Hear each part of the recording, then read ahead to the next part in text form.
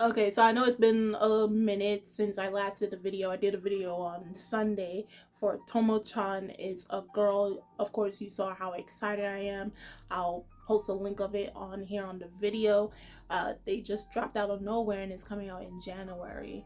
But if I do seem exhausted, just a heads up, if I do seem exhausted, it is because I am, because I worked out this morning with my good friend Transparent Hoodie, which you can find him here on YouTube and on Twitch, and it was leg day. So my legs, they're screaming. They are screaming, okay? But that can't stop the love and the pure joy that I have for this chapter. Now, as you know, and just a heads up, if you are a longtime reader of Katekyo Hitman Reborn, or if you're a new reader, you'll realize by the thumbnail that the chapter I'm going to discuss, the thumbnail picture doesn't pertain to it. It's because I actually used chapter 61's chapter cover instead, because it actually fits more of what's about to happen in 62 going forward. So now I am officially done. I am officially done with the daily life arc as of chapter 44, and that was the last character, Naito Longchamp. Hopefully when they do that new anime, he is in it this time, okay? Don't take him out, please don't take him out. Now we are in the first major arc of the series, okay? And I'm not skipping no chapters whatsoever, none. Straight from here, everything up until chapter 409, I am not skipping no chapters. Daily life arc, I did that only for the character introduction of the characters that were introduced, but this starting chapter 62 is the start of all the chapters, all the remaining chapters of this series.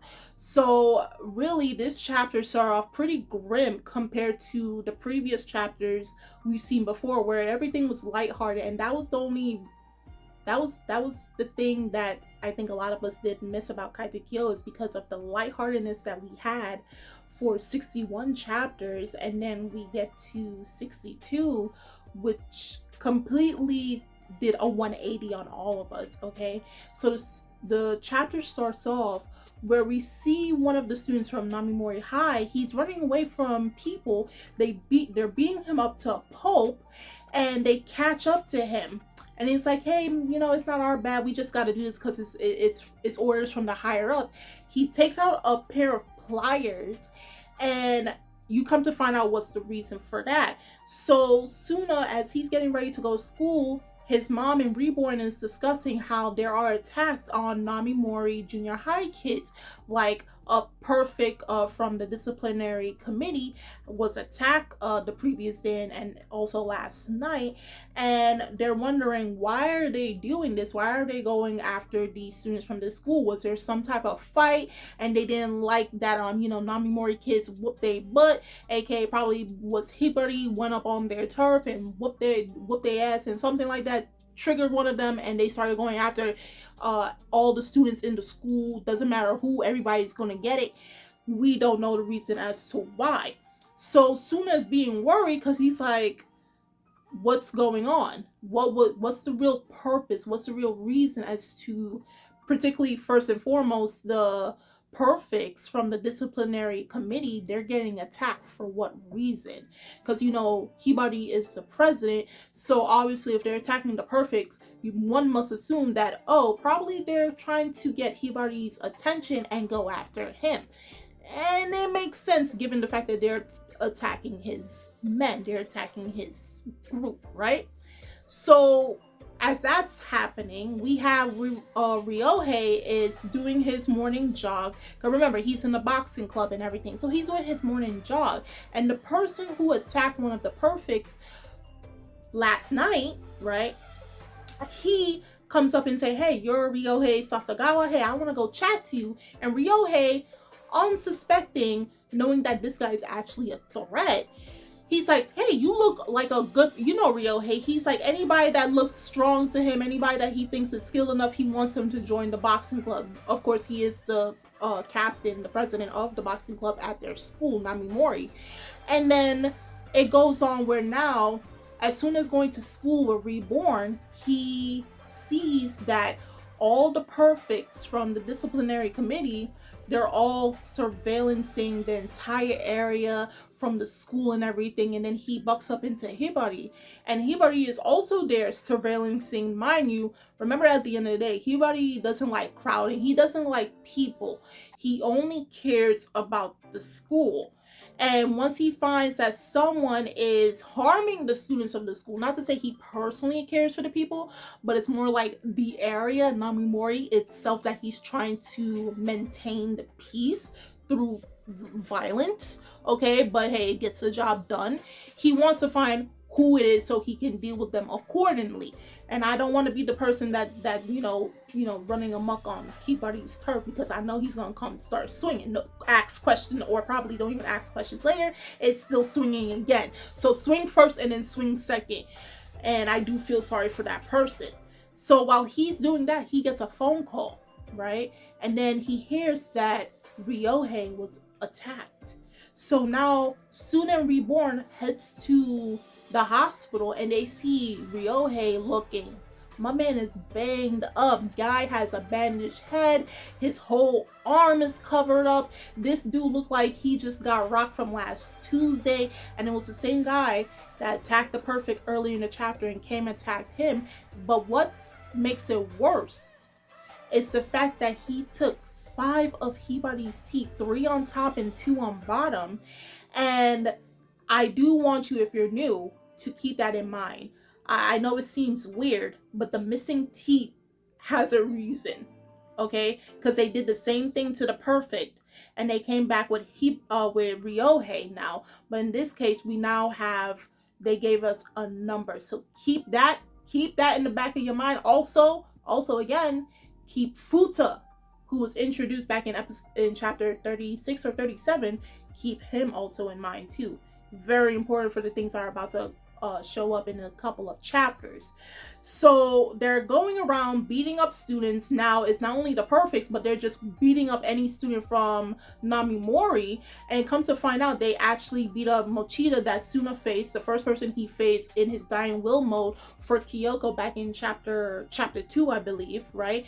They beat him up. They took his teeth. They beat up about 5 third years, 4 second years, and 2 first years. Okay, so around probably 13, 14 people already was beaten up, had their teeth stolen. We don't know how much aside from Yohei, and then got sent to the hospital. So it's just like, why are they doing this? What is their purpose? Again, some might say it may be to target Hibari.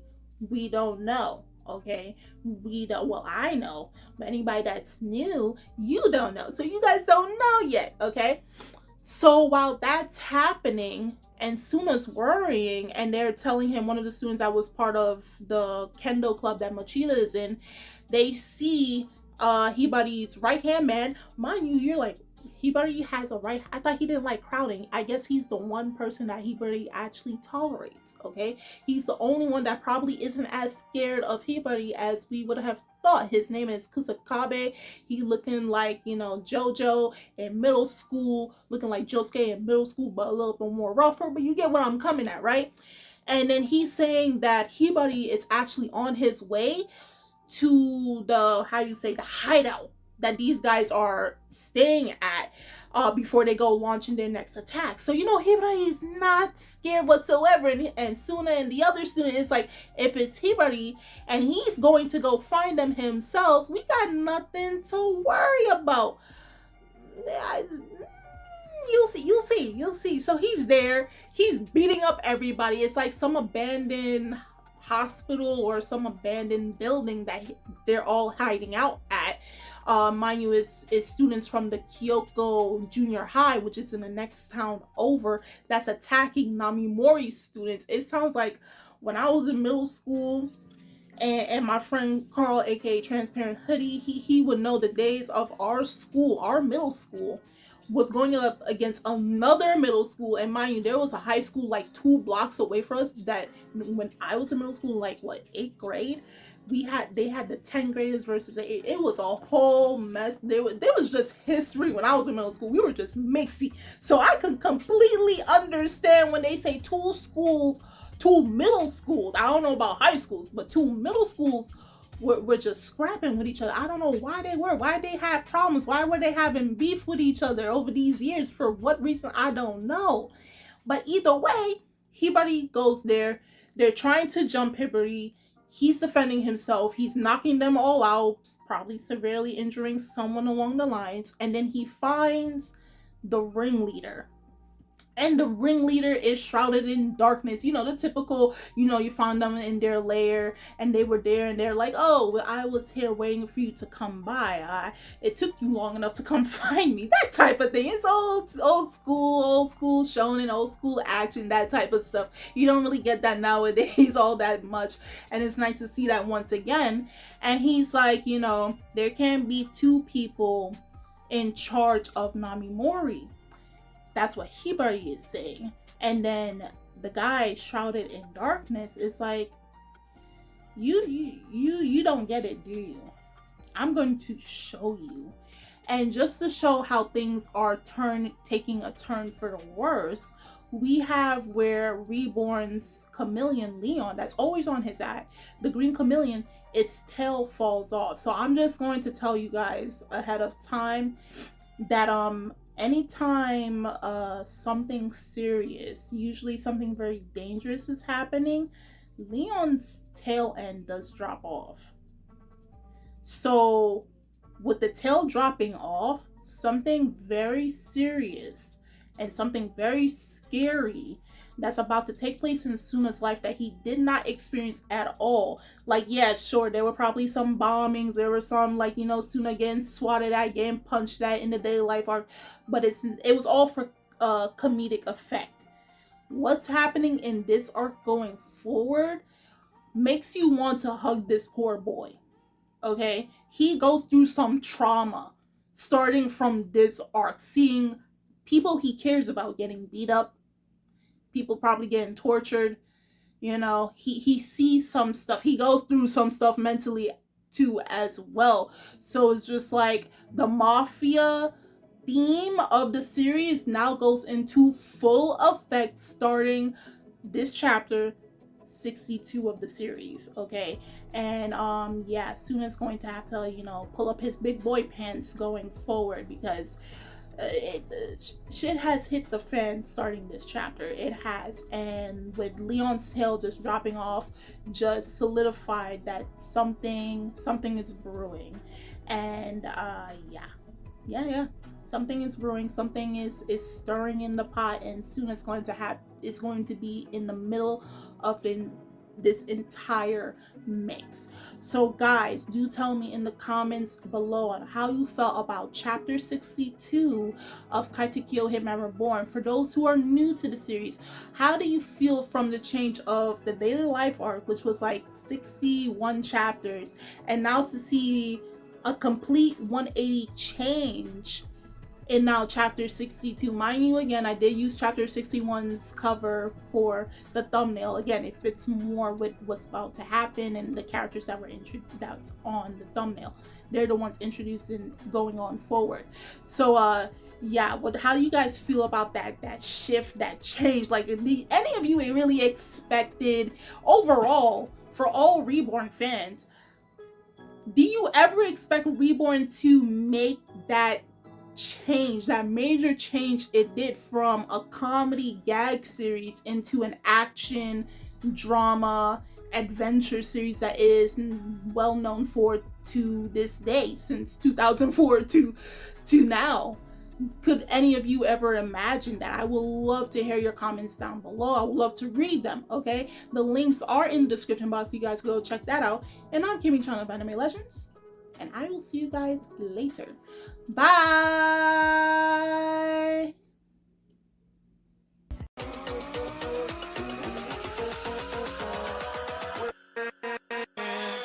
With